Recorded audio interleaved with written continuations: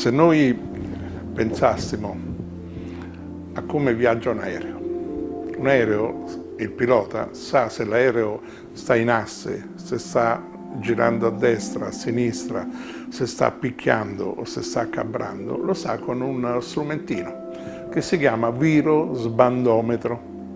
Il virosbandometro ha un aeroplanino messo su un orizzonte artificiale e l'aeroplanino si muove in relazione a come l'aereo si muove. Se noi al posto di questo orologetto, su questo orologetto, mettessimo la bocca, le orecchie, gli occhi e i piedi, avremo un uomo che è rappresentato lì dentro.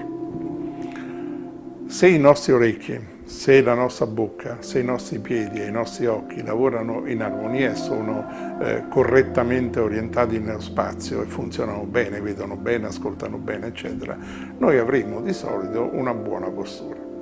Se uno di questi strumenti si altera, se la bocca chiude male, improvvisamente la nostra postura cambierà. Improvvisamente dovremo compensare questo errore, se no si rompe qualcosa. Così come se noi abbiamo un orecchio che sente meno, che facciamo? Avviciniamo l'altro, ne sono un esperto, avviciniamo l'altro per sentire meglio e quindi cambia la nostra postura. Se vediamo di meno in un occhio, avvicineremo quello per vedere meglio la cosa che non vediamo.